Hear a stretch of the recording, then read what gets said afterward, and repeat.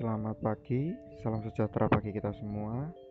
Perkenalkan, nama saya Silvanus Prihantono dari kelas F dengan nomor MPM 2008 1010 223. Kali ini saya akan mempresentasikan secara singkat tentang algoritma.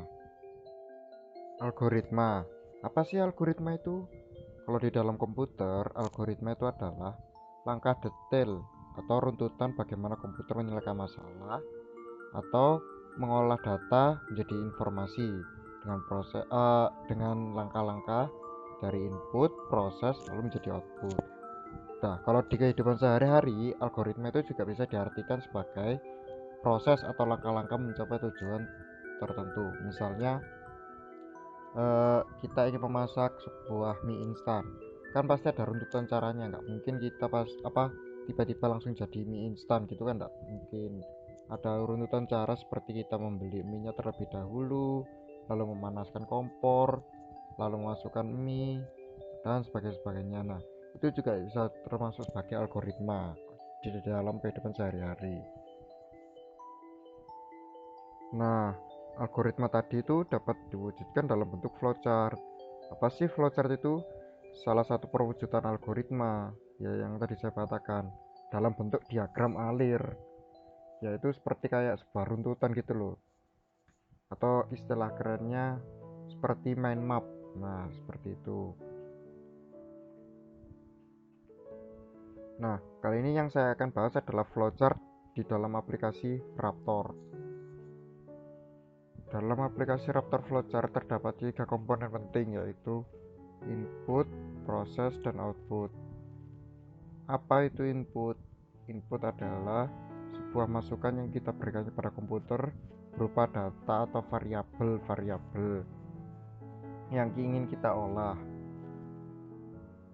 Proses adalah cara bagaimana kita memerintah komputer untuk mengolah variabel-variabel atau masukan tersebut agar menjadi hasil yang seperti kita inginkan. Output merupakan hasil dari pemrosesan komponen-komponen yang terdapat di dalam input, yang berupa variabel dan masukan yang kita olah tadi. Nah, di sebelah kanan sudah ada gambar dari simbol-simbol tersebut. Simbol input dan output itu adalah simbol sendiri, sedangkan assignment, call, selection, dan loop itu adalah bagian dari proses. Di sini saya akan menjelaskan secara singkat tentang assignment. Assignment adalah tempat di mana kita menaruh rumus-rumus untuk mengolah input yang telah kita masukkan tadi. Atau juga kita ingin mengatur sebuah kondisi di mana variabel A menjadi B atau B menjadi A dan lain-lainnya, itu juga bisa kita lakukan di dalam assignment. Call adalah sebetulnya juga merupakan input, tetapi juga bisa untuk sebagai proses. Nah, dalam hal Raptor, call lebih dominan sebagai proses. Kenapa bisa terjadi seperti itu? Karena fungsi call adalah untuk memanggil atau mengeksekusi perintah yang berada di luar flowchart tersebut. Atau misalnya kita membuat dua flowchart yang tidak terhubung. Nah, kita ingin menghubungkan kedua flowchart tersebut, kita bisa menggunakan call. Atau misalnya kita memberikan input yang bukan berupa variabel, tetapi masukan fisik seperti tombol klik kanan di mouse, scroll atas atau mau scroll bawah, atau kita menggunakan controller, atau kita membuat sebuah sensor. Nah, itu kita bisa menggunakan fungsi call. Nah, untuk fungsi-fungsi yang lainnya akan saya jelaskan pada contoh-contoh komponen flowchart di slide selanjutnya. Berikut ini adalah contoh-contoh flowchart dan juga tipe pengaplikasian dari komponen-komponen yang belum saya jelaskan tadi. Nah, dalam flowchart tadi ada beberapa struktur seperti yang sudah saya sebutkan. Yang pertama adalah struktur sekuensial. Apa sih struktur sekuensial itu? Struktur yang tersusun secara runtut, perintahnya dilakukan secara berurutan dan berbentuk segaris. Maksudnya di sini adalah struktur sekuensial itu tersusun secara garis lurus, jadi tidak ada seperti percabangan atau mungkin yang lainnya gitu, tidak ada, karena ini struktur sekuensial. Nah, berikut ini adalah contoh struktur sekuensial. Nah, dari contoh ini seperti gambar satu yang di awal tadi yang ada 3 gambar, flowchart dimulai dengan kondisi start, lalu kita beri sebuah output untuk ditampilkan di konsol kita, yaitu menampilkan sebuah pesan yang berisi converter yard ke meter.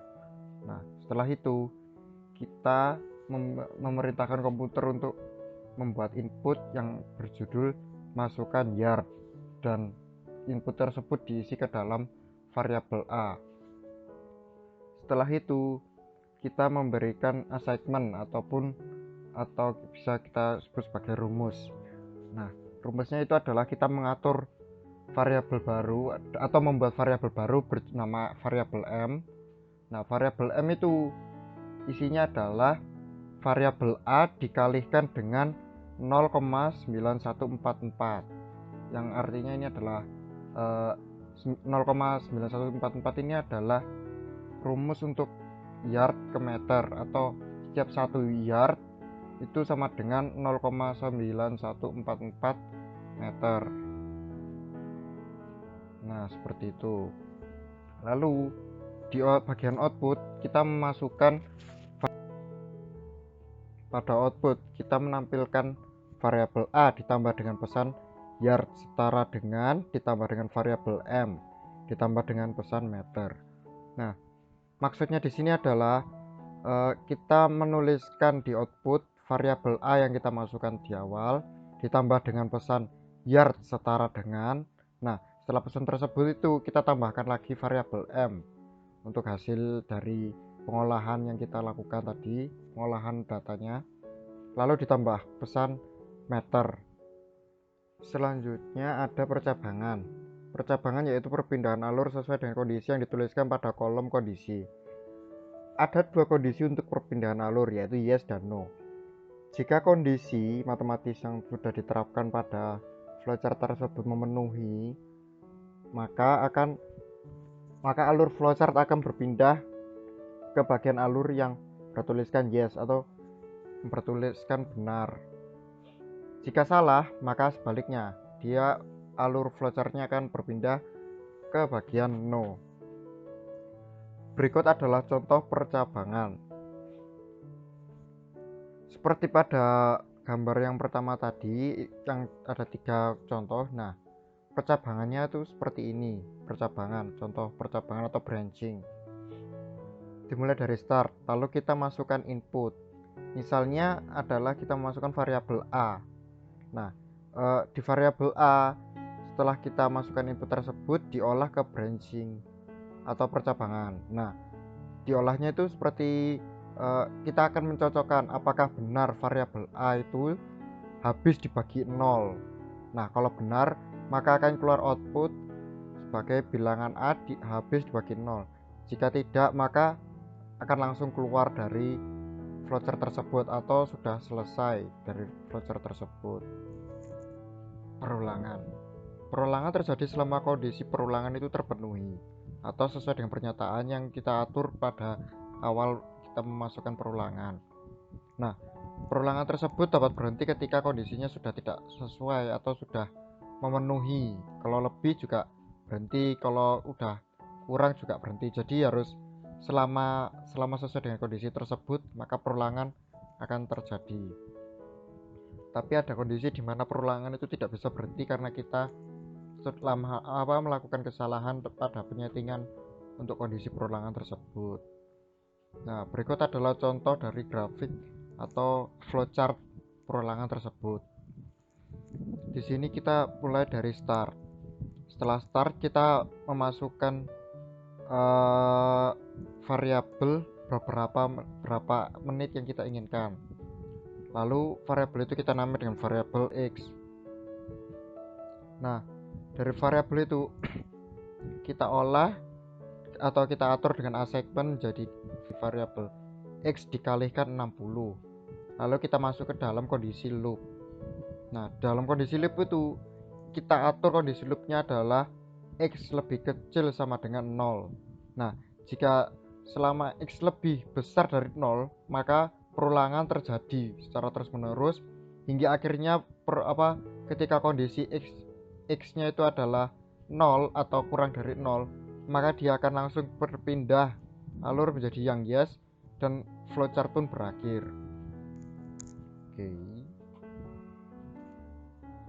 Nah, dari setiap struktur tersebut kita dapat mengkombinasikannya dengan yang lainnya. Nah, agar kita dapat membuat flowchart yang lebih kompleks dan yang lebih sesuai dengan ekspektasi atau keinginan kita. Sekian dari saya, terima kasih dan mohon maaf jika ada kekurangannya. Oke, selamat siang dan salam sejahtera bagi kita semua.